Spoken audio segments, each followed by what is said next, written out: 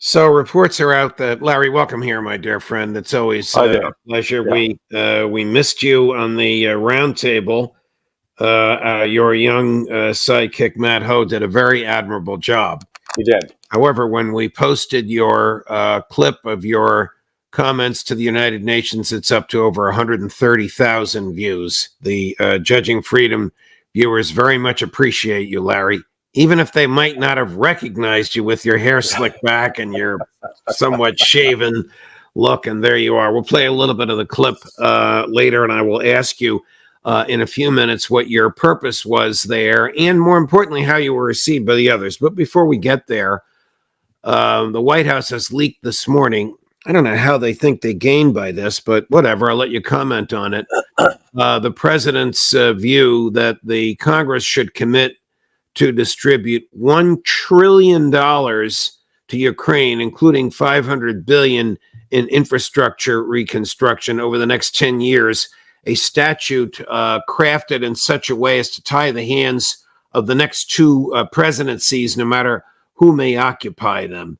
Is this insane, or is there something beyond insanity that will adequately describe this?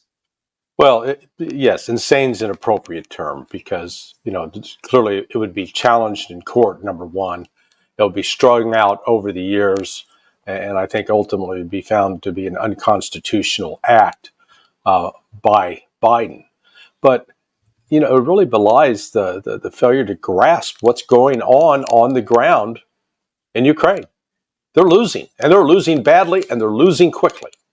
The amount of territory that's being gobbled up by the Russians right now is unlike anything we've seen in the last 2 years, more than 2 years since the start of the special military operation. Russia is now they're putting their foot on the accelerator, so to speak, and they're moving fast, and they're moving across the broad front, and all of the money in the world. Let's say hey, Biden, give him 5 trillion, give him 10 trillion. It's not going to make human beings, and it's not going to fill the ranks of the Ukrainian army with competent professionals. It's just so, this is sort of like playing Monopoly. You got all this fake money. Yeah, you can buy properties, but it's not real. That's the point. The other thing is it sends a message to Americans. You are a second priority. We have kids in Baltimore high schools that something like 96% cannot read or do math at grade level. We have crumbling infrastructure ourselves in the United States across the board that's not being addressed. We got 100,000 dying from fentanyl, and we're spending all this money over in Ukraine. It makes sense. Ray McGovern, in his usual McGovern-esque fashion, reported this morning in some length on the efforts by the CIA and the NSA to twist the arm successfully, as we know, of Mike Johnson. And he speculated as to what they may have showed the Speaker of the House in the secure room, the SCIF in the basement of the Capitol, in order to flip him 180 degrees on aid to Ukraine. Remember, he consistently voted against it when he was Congressman Johnson. Now, as Speaker Johnson, he's 100% before it. I'm sorry to say this because Trump is uninformed. When Trump did a flip and supported Johnson on this, what do you think the CIA would have told him to frighten him? Something personal about him? Some intercepted communications? Some photographs of something from the sky? I think it was something probably along the lines that here's the trajectory of what's going on in Ukraine. They're going to collapse by the end of the summer if you don't provide this money. And if you don't provide this money, you're going to be responsible. And we, the intelligence community, will come out and say so. John, I don't want to be responsible for that. And let me emphasize, we're not related. Okay, that Johnson, no part of my family. Do you know, Larry, you and I have been friends for a long time. I don't even realize that you have the same last name because you are so radically different human beings. Yeah, that's why I wear the beard. Will there be a Ukraine to receive this money?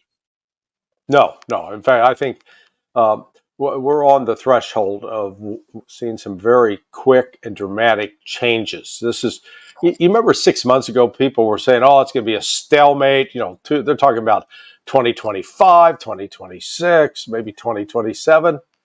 No, what happens in the next, so the term of Zelensky expires. I mean, his term is up, but the inauguration of the new president wasn't supposed to happen until May 20th, somewhere in there. Is there a new? And Because I don't think they had an election, did they? no, they didn't. So this is what happened. Zelensky, this the leader of a great democracy, canceled the elections, and he did that while he was gelling opposition political members and shutting down opposition press and attacking the Eastern Orthodox Christian Church.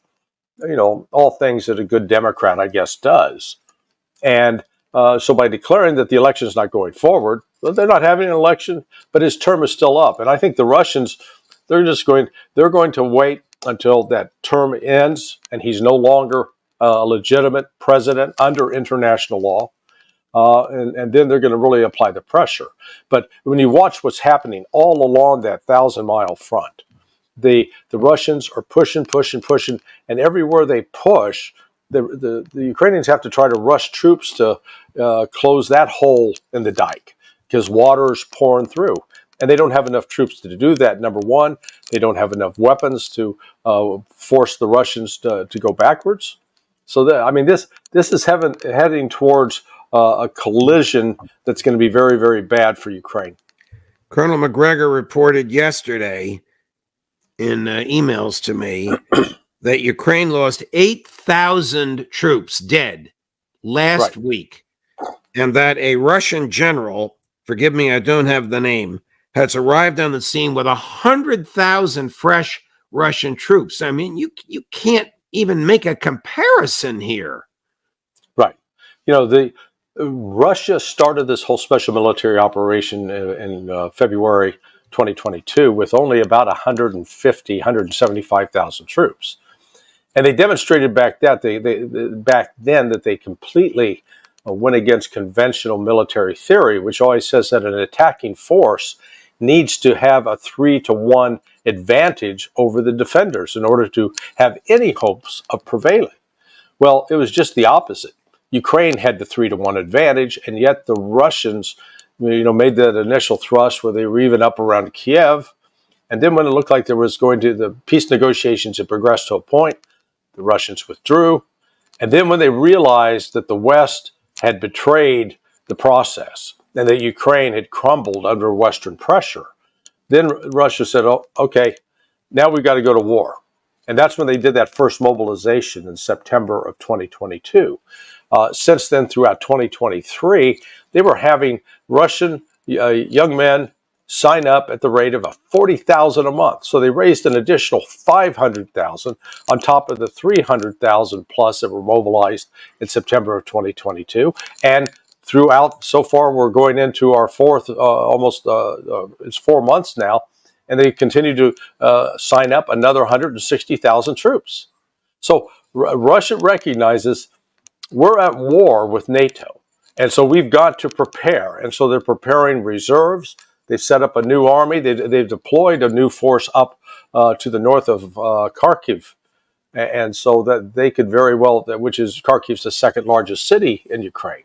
So they very well could be planning to take that. So Russia understands they're at war with the West and they must be prepared to fight. Is NATO putting offensive weaponry in Finland and Sweden aimed at Moscow? I don't know specifically, but I wouldn't be surprised. I mean, they've already they've already put offensive weaponry in Ukraine, for God's sake. The supply of ATACMS missiles, HIMARS, Storm Shadow, not to mention the various types of tanks that have been forwarded. So the West is already fully arming. They are complicit. They're facilitating murder. They're facilitating the death and injury of Russian civilians And at some point, they're gonna put a line in the sand and say, okay, this stops, or else. Wow. Switching gears, is there significance to the leak by Western, I guess, intelligence services that they expect the International Criminal Court to indict Prime Minister Netanyahu? Yeah, I think I heard Ray talk about it earlier. I think it's a diversion. I don't think this is serious. It'd be one thing if that information was coming out of The Hague, but it's not. It's coming out of Jerusalem. So, they may be projecting their own fears, recognizing they have conducted themselves as war criminals with all of the mass graves, being uncovered. I mean, good Lord. We haven't seen this kind of thing since maybe the mass graves that were in Cambodia under the regime of Pol Pot, or the mass graves where the Nazis would line Jews up and shoot them and then bury them, or what happened in the Katyn forest where the Poles were lined up by the Soviet commissars and shot. I mean, it's on that scale, and Ray, Ray, and we're enabling it. Ray reports, and this is stomach churning, that many of these people were stripped naked and zip tied behind their backs. Yeah. And had a bullet in their head, and some of them had organs removed, and then the crude reassembly of the body before being placed in the mass graves. How can this not be the basis of a criminal prosecution or a resistance by an armed military of a state that has a sense of morality and decency? Yeah. I mean, it is a complete stain on Israel that it would even participate in something that, it's parallel to what Joseph Mengele did at Birkenau, part of the Auschwitz concentration camp and death camp complex. Are these mass graves medical experiments? So are these mass graves and executions of women and children confirmed? Yeah, they are. Yeah, they've been pulling the bodies out. The bulldozers are going and digging them up. And it's shocking, but it's not shocking because we've seen the Israeli Defense Force just routinely bombing civilian areas with no clear military objective. They say, "Oh yeah, we're trying to destroy Hamas." You don't destroy Hamas by killing their wives, their sisters, their mothers, their children. All you do is fortify them with the desire, "We're going to get you. We will kill you in return." That's all this does. This feeds a cycle of violence that makes it highly unlikely that it's ever going to come to an end. According to John Sauer, who's the recently retired head of MI6, this is the greatest recruiting tool that Hamas could imagine, which is the behavior of the IDF. Yeah, and we're enabling it. Russia, without the support of the United States, Israel would not be able to carry out these kinds of operations. We could shut it down. I know that Doug McGregor, Scott Ritter, and others have said this repeatedly, and they're absolutely right. This can be turned off just like flicking a light switch, but the United States refuses to do so.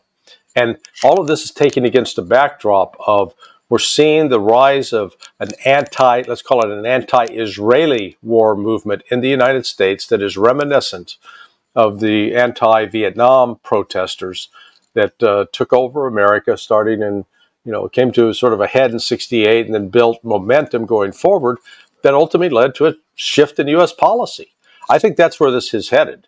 That these protests that are springing up and the brutal police response to what are peaceful protests is simply going to feed a cycle of growth, and so it will spread, and that the Biden administration is caught with enabling the murder of civilians while trying to pretend that it is doing everything in its power to stop that. Supreme Court of the United States is wrestling with the issue of presidential immunity. Would Joe Biden have immunity for the slaughter of innocents that he has funded? I don't know. It's a theoretical and Yeah. almost a hypothetical question. It's repellent that we're even talking about it. We're not talking about immunity for giving a speech on January 6th. We're talking about immunity for slaughtering innocents. Well, yeah, I think it would be unlikely that he could be prosecuted under it, because if you did that, you open the door that, Harry Truman should have been prosecuted for the bombings of Hiroshima and Nagasaki, where he directly gave the orders, Yeah. or the Vietnamese that died under the orders of first John F. Kennedy, then Lyndon Baines Johnson, and then Richard M. Nixon, the Cambodia. So it goes on, and this is part of what maybe we would have a different world if presidents were told, go on in. If you enable the murder of civilians, you're going to be prosecuted. We Keep would that have in a mind. different world, and we Yeah, would have a presidency that confined itself to the moral law and to the Constitution. exactly. Another topic for another time. Did Joe Biden order the destruction of the Nord Stream pipeline? I believe so. I believe Cy Hirsch's account. I've run into a few people that argue that there's a thing to do, because think about this logic.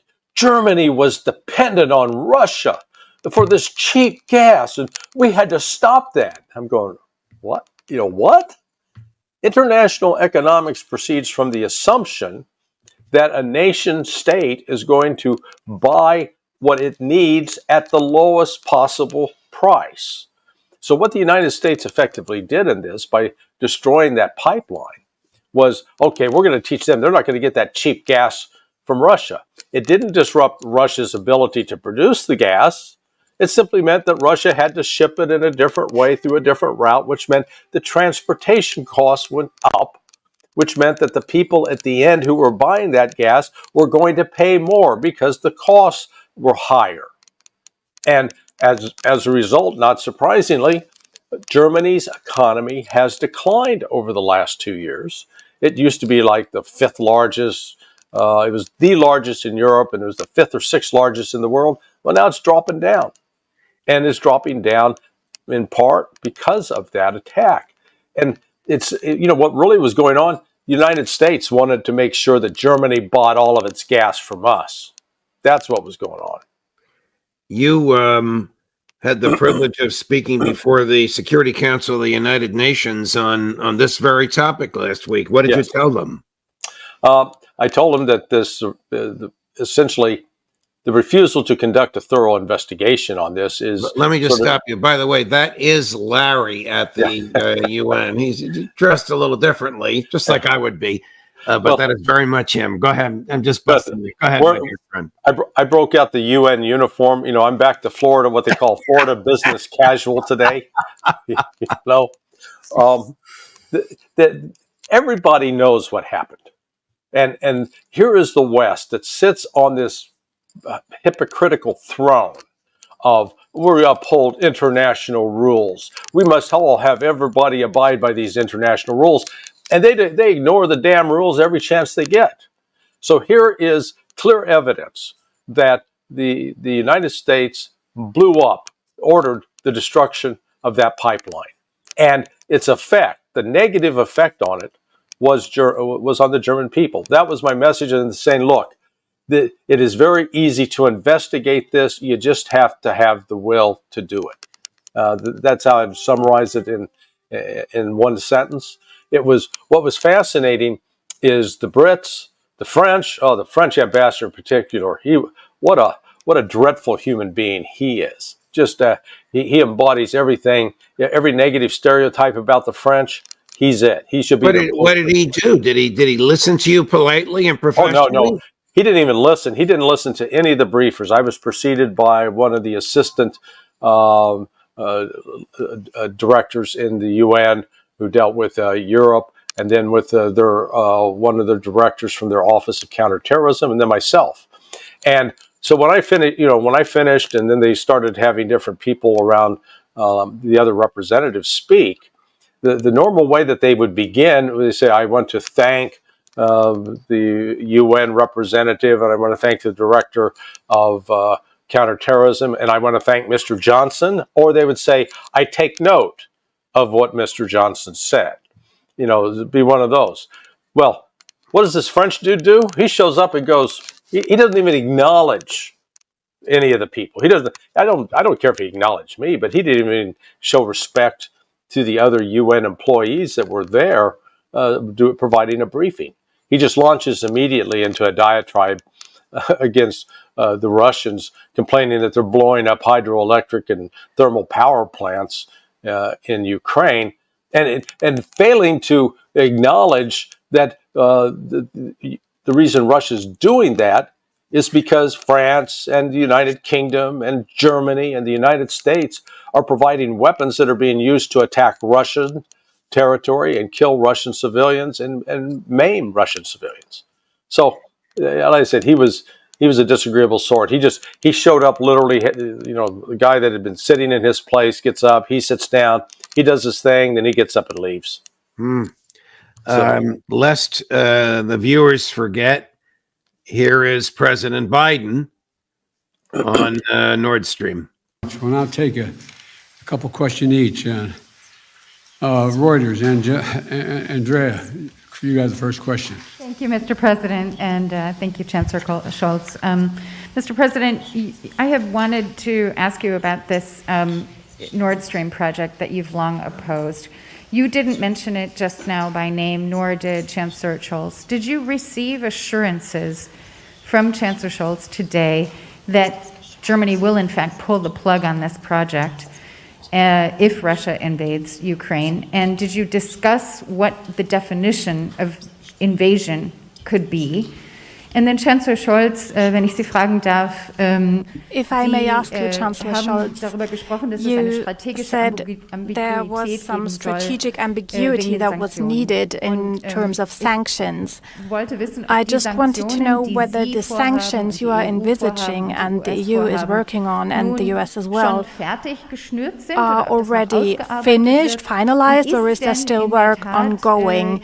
And dass Sie das nicht sagen wollen, was genau da drin ist. You're not really saying what the details are. Is that just an excuse for Germany maybe to not support the SWIFT measures? Let me answer the first question first. If Russia invades, that means tanks or troops crossing the border of Ukraine again. Then there will be no longer a Nord Stream 2. Well, that's it right there. Yeah. And what was your purpose in speaking at the UN, Larry? As I understand it, was to persuade them to conduct a formal investigation of who or what destroyed the pipeline. Yes, and it was also to put an American voice on the side of the Russians that has experience, as I have, with both intelligence, with international investigations, and with military special operations. And to be able to say to again reiterate points that had already been made by people like Matthew Ho and Karen Kwiatkowski and Scott Ritter and Ray McGovern, each who have had previously addressed the UN Security Council. And just let me note, Judge, that this was like the 9,316th meeting of the UN Security Council. So think about that. I'm not sure there's any other podcast on the internet that has had as many people from their podcast address the United Nations Security Council as you have. So you occupy some rare territory there.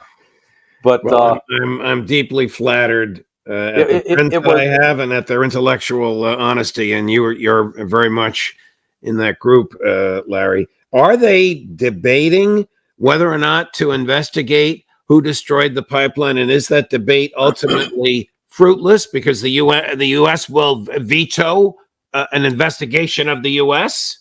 Right now, it all hinges on Germany.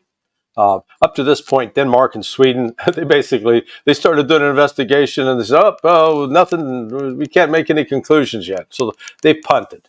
They're going to pin it on Germany. And we'll get to find out if Germany's going to be America's lapdog or not. I think it probably will be.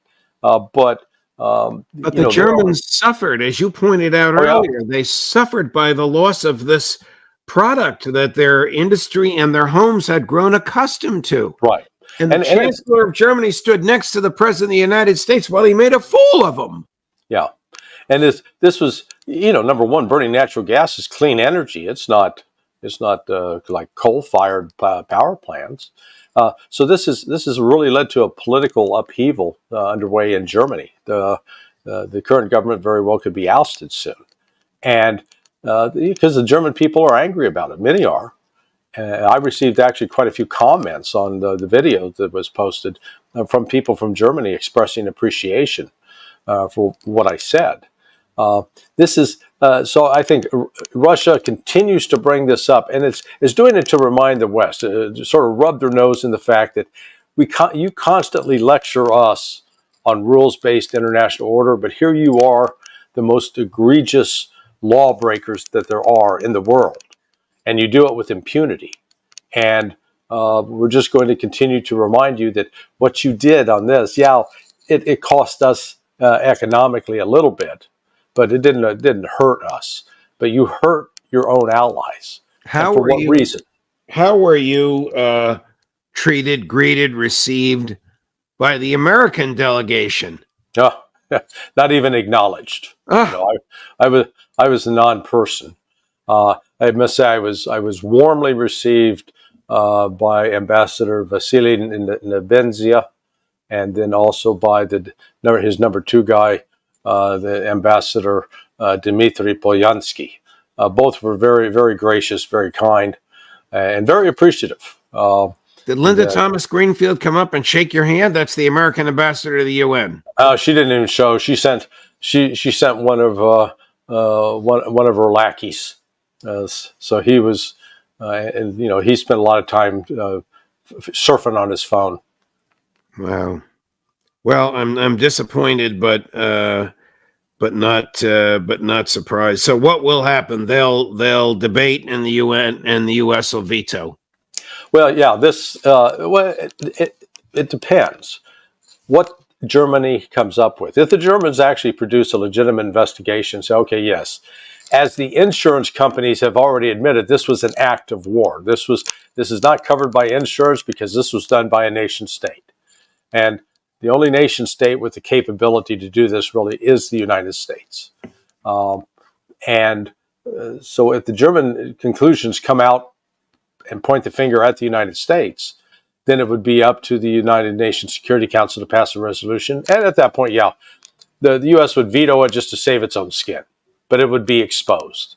And this is not, the purpose of being at the UN in part is to acquire, support, to win friends, and try to influence enemies. The United States is doing the exact opposite. We've got going out of our way. I think you talked with Ray earlier about Blinken's visit to China. Right. Good Lord. Do you realize that when Blinken was taken to the airport to leave, they didn't even send the guy who picks up the dog poop for Xi Jinping's dog to say goodbye to him? They didn't send anybody. Wow. It was clear that these kinds of messages of who shows up, who's present, says very clearly that the Chinese no longer regard us as somebody worthy of their attention. Larry, thank you very much. Much appreciated. You did a great job before the Security Council. I'll repeat what I said earlier. If anybody wants to watch Larry's full presentation, it's posted on Judging Freedom. Just go to videos and you'll join the 140,000 folks that have already looked at it. Thank you, Larry. We'll see you Friday for the roundtable with Ray. Yes, sir. I'll be there.